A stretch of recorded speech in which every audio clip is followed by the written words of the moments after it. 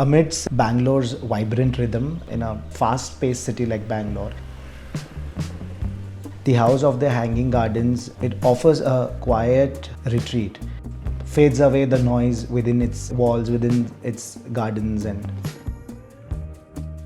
from what I know, he's been a car enthusiast and he keeps changing his collections.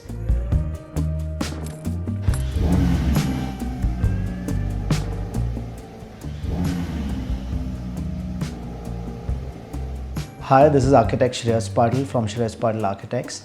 Join me for an exclusive tour of the House of the Hanging Gardens located at Bangalore. To watch premium videos and access PDF ebooks with house plans, log on to buildofy.com. The link is in the description below.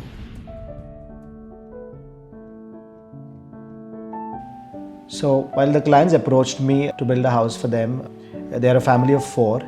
They originally lived in the same area. And what they missed out on their previous house is that it didn't have a garden access, garden friendly, a house that is naturally lit and ventilated throughout the day. Somewhere they really wished to have a house that's completely Vastu-compliant. Getting in all these elements in a tight site of 40 by 60. So the house is cut off from light on the west, south and the north. The only side that's opening is the east, which is great because it gets in all the morning natural light into the house. And we've put all the public and the day spaces of a residence on the eastern edge of the plot. The stilt floor is accessed through the eastern side at 2 parts. One is the car park. We've tried to do a rat-proof car park because the client has an obsession with his fleet of fancy cars. A series of utility-based functions such as the servant quarters, the electrical room is all tucked in the northwest corner. As you enter the main door through a straight flight staircase on the northern edge of the property.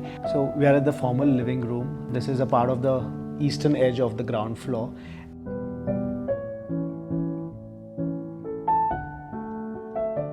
You're welcomed by a triple-height court which has a skylight on above it, like a sculptural element to the living space.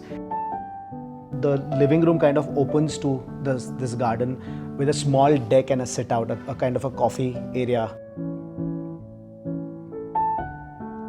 So the puja room, as per basic principles of Vastu, we kind of positioned it on the northeast corner.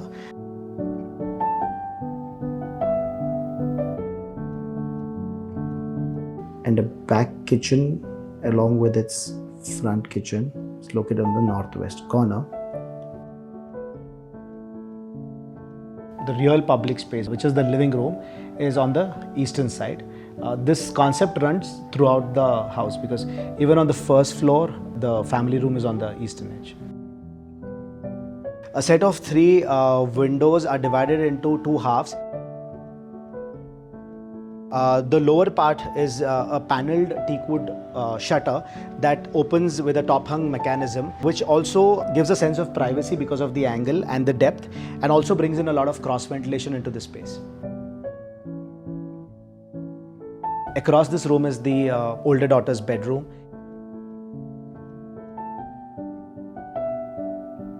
And right above through this court, as you view on top, you get a glimpse of the 2 other bedrooms.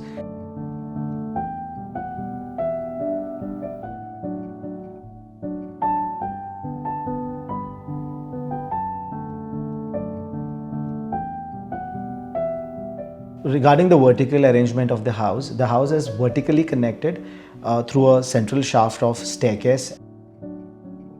But what I hear from them is that they find the house very convenient in terms of the layout, in terms of its privacy, in terms of how the public and the private are segregated. An assembly of cubes in organized cantilevers and recesses makes up the elevation of the residence. This give and take of exposed concrete, warm teak accents and lush foliage on the facade kind of creates a captivating dialogue between the built environment and the nature.